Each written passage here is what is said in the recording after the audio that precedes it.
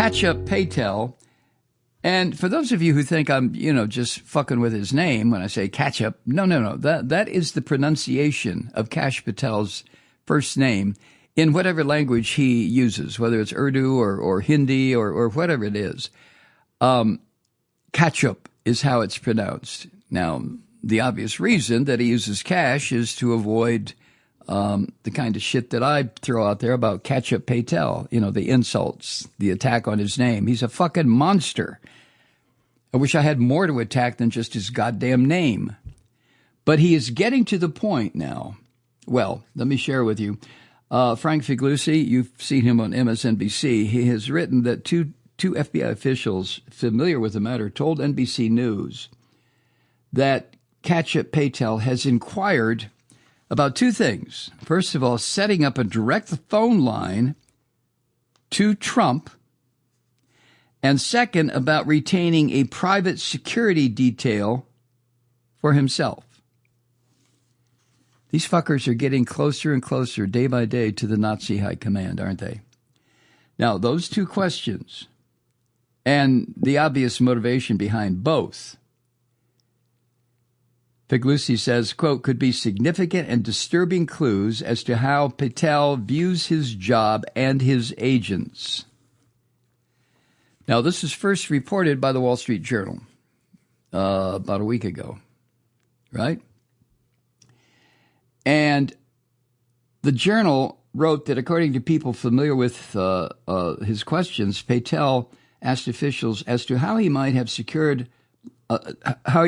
secure line installed in his office and home that would go directly to wherever the orange fuckwad is.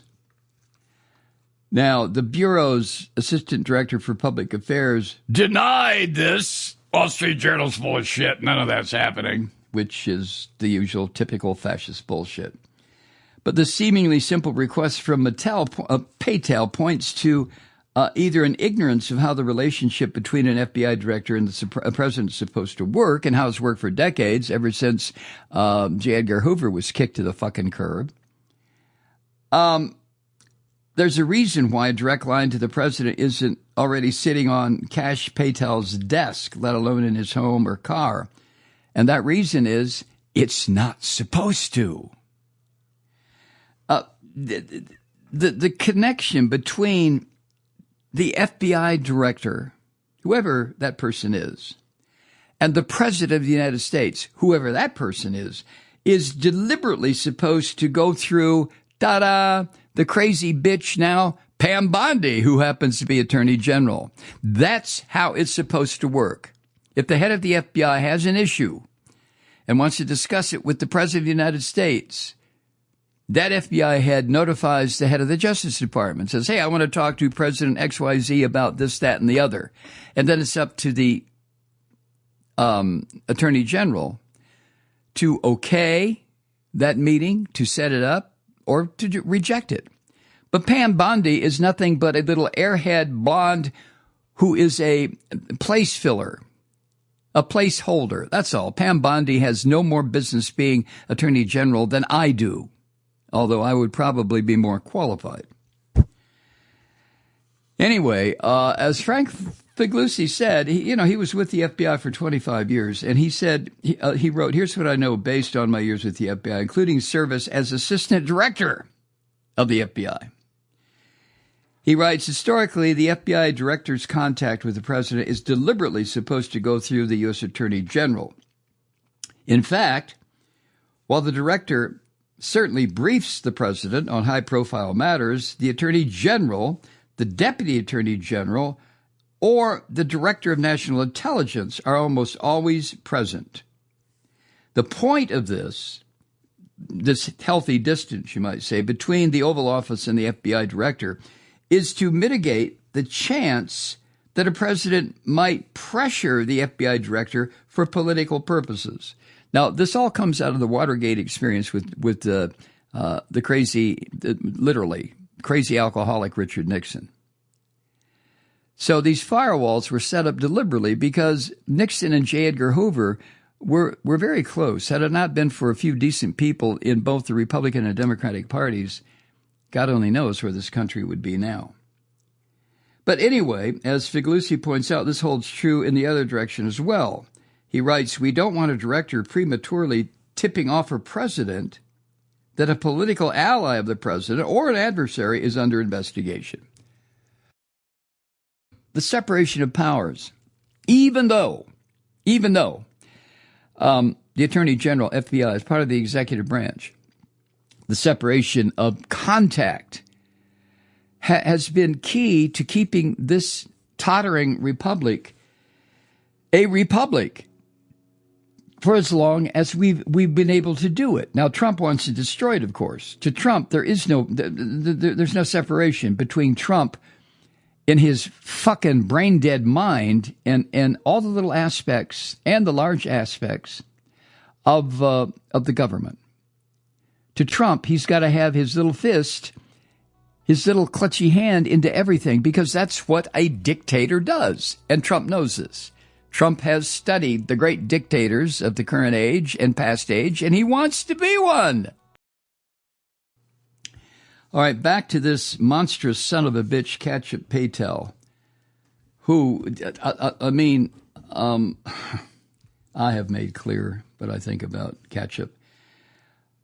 But he has asked two questions that Frank Figliuzzi, a former FBI assistant director, and who worked with the FBI for 25 years. Frank says that Patel is asking two questions that should concern Americans. That first one is having a direct line to the little fist-making orange bastard Donald Trump, which would completely annihilate the idea that there should be some sort of firewall between the director of the FBI and the president. The usual chain of command, if you want to call it that, if the director of the FBI wants to say something with the president, the director goes through the Department of Justice, the Attorney General. And in this case, the head of the FBI is a fucking monster who doesn't know where in the hell he is, much less what he's supposed to do.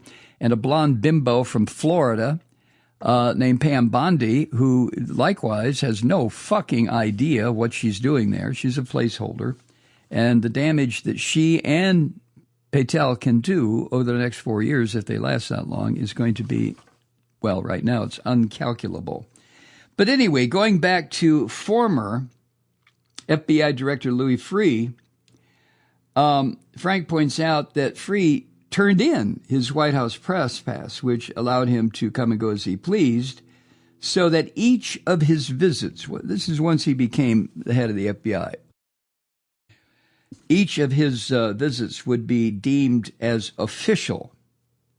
In other words, Louis Freeh was willing to, by protocol, to go through the chain of command. And he also wanted to avoid the appearance that he was too close to Bill Clinton, who was the president at the time. During the orange ratfucker's first term, Director James Comey found himself alone at dinner. Remember that story? And there was a picture that wound up on the AP wire, I think, and everybody saw it. But he found himself alone at dinner with the orange vomit. And that's when Trump, according to James Comey, demanded loyalty from Comey.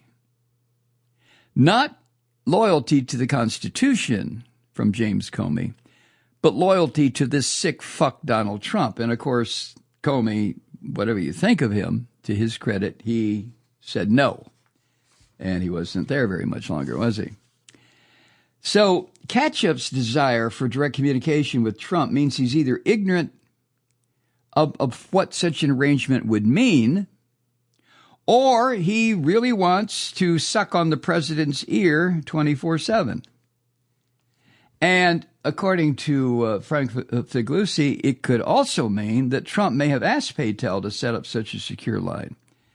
But regardless of which it is, it doesn't, as Frank puts it, it doesn't bode well. Now, the second question that Kash made to FBI officials, how to retain a private security detail for himself.